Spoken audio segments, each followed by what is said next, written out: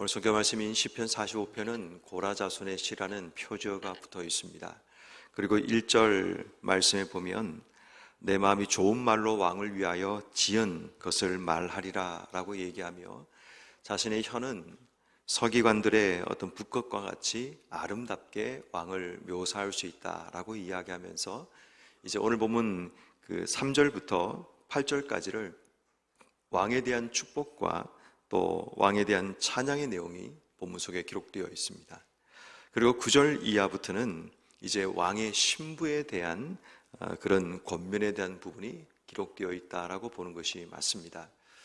다시 말해 앞부분에 나오는 이 왕에 대한 찬양과 또 왕에 대한 이 축복의 내용은 메시아에 대한 예수 그리스도에 대한 예표적인 그런 메시지가 담겨져 있다라고 많은 분들은 이야기를 합니다. 다시 말해 여기에 기록되어 있는 그 왕이라는 이 이름은 예수님에 대해서 말하는 그런 이미지가 있다라는 것만 기억하시면 되겠습니다. 꼭 예수님이다라고 볼 수는 없는 거고 그런 이미지를 구약에서 담고 있다라는 것만 기억하시면 됩니다. 그래서 2절 말씀에 보면 왕은 사람들보다 아름답다라는 것을 먼저 이야기를 합니다. 그 아름다운 이유를 어떻게 표현하는가 하면 은혜를 입술에 머금고 있기 때문이다 라고 얘기를 합니다. 다시 말해 왕의 아름다움은 그의 입술에 은혜가 드러나기 때문이라는 겁니다. 참 이게 부러운 부분이죠. 이 땅 속에 살면서 하나님의 은혜가 내 입을 통해서 늘 사람들에게 흘러간다는 것, 이것이 얼마나 아름다운 것인가를 우린 이 왕의 모습을 통해 다시 한번 생각해 보게 되죠. 4절 말씀, 3절 말씀에 보면 이 왕의 영화와 위엄에 대한 부분을 소개하고 있는데 이 왕이 위엄을 세우는 그 근거가 뭔가를 보니까 4절 진리와 온유와 공의를 위하여 왕의 위엄을 세우시고, 다시 말해 이 위엄이라는 것은 진리와 온유와 공의를 통해 위엄이 세워지고 결국 왕의 위엄이 이 세 가지를 이 땅 속에 만들어 간다는 것을 이야기합니다.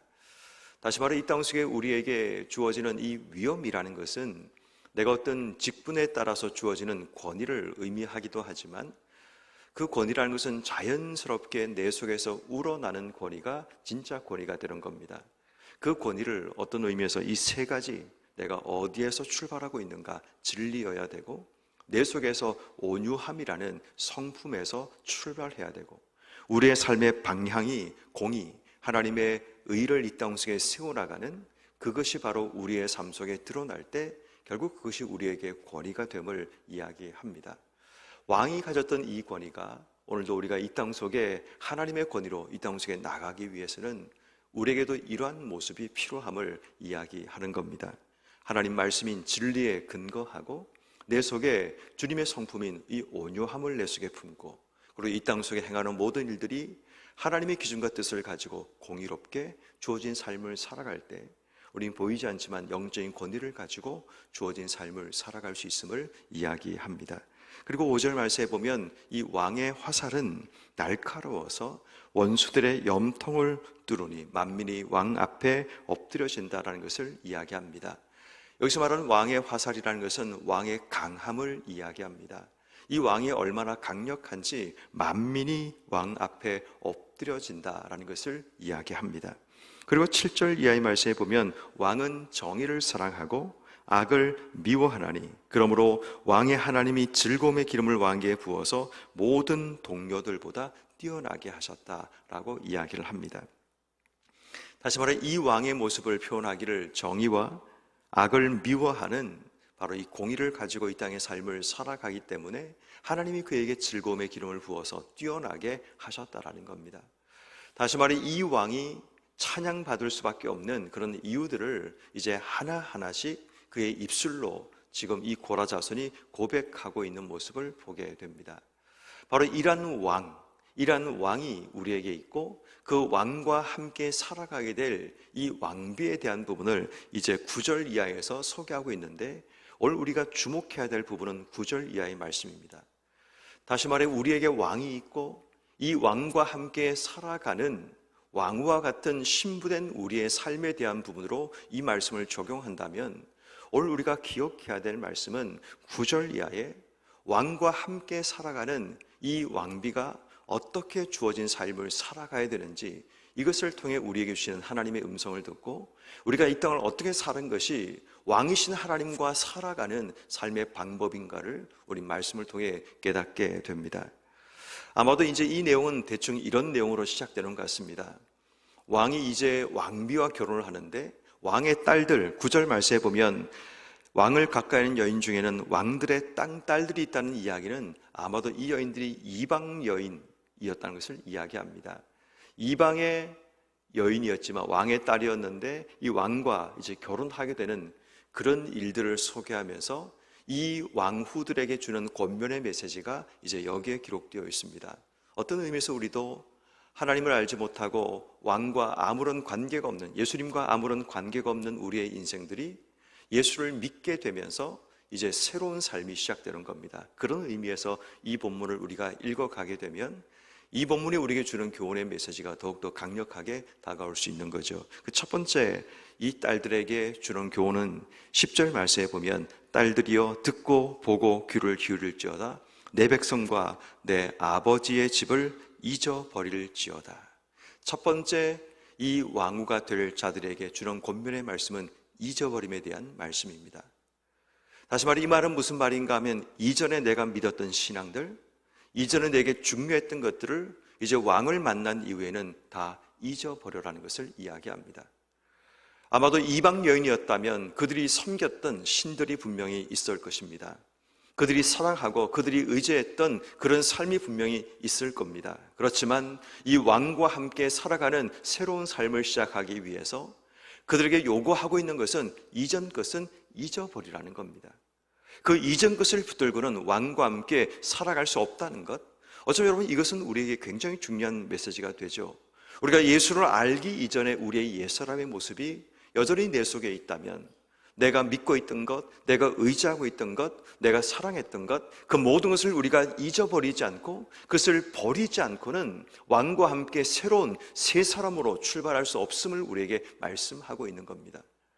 다시 말해 왕과 함께 왕후로서 신랑 되신 주님과 함께 신부된 우리의 삶을, 이 땅의 삶을 살아가려고 한다면 우리의 삶에 제일 먼저 해야 될 중요한 삶의 원칙은 잊어버립니다. 과거에 내가 모든 것들, 내가 사랑했던 것들, 의지했던 것들, 내 모든 것들을 다 잊어버리고 이제 새로운 출발, 새로운 시작으로 나가는 것이 우리에게 필요하다는 겁니다. 그리고 두 번째는 뭐냐면 그 다음 절에 보십시오. 11절, 그리하면 왕이 내 아름다움을 사모할 것인데 그는 내 주인이시니 너는 그를 경배할지어다. 두 번째는 왕이 자신의 주인됨을 고백해야 된다는 겁니다. 왕의 아내이기 때문에, 왕비이기 때문에 동등하다고 볼 수 있지만 분명히 성경은 말하기를 그가 너의 주인이라고 이야기를 합니다.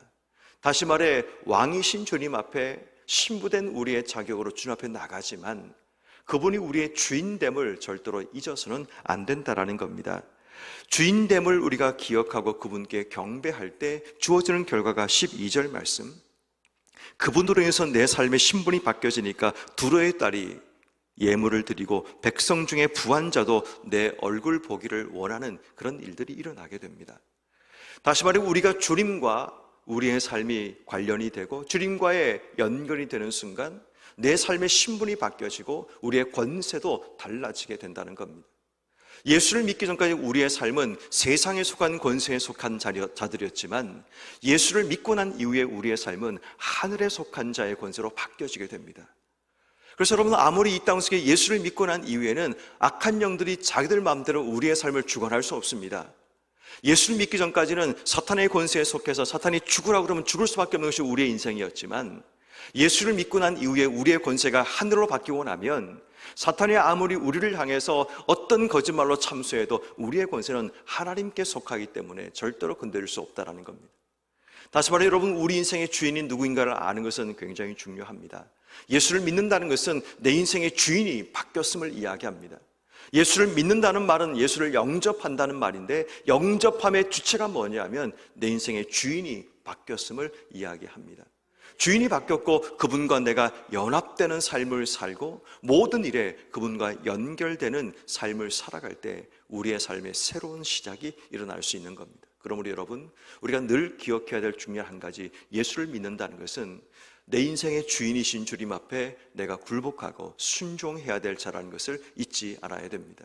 그러므로 두 번째 말하는 것처럼 그가 너의 주인이라는 것, 그 사실 때문에, 그 사실로 인해서 우리의 삶의 변화가 일어난다는 사실을 기억하여서 주님 때문에 내가 때론 높임을 받기도 하고, 주님 때문에 때로는 내가 어떤 낮은 자리에 가기도 하고, 주님 때문에 누군가 나에게 인사를 하게 되는 그런 일들이 일어난다는 사실을 기억하여서 오늘도 우리의 삶 가운데 주님이 내 인생의 주인이라는 이 사실을 기억하기를 간절히 바랍니다.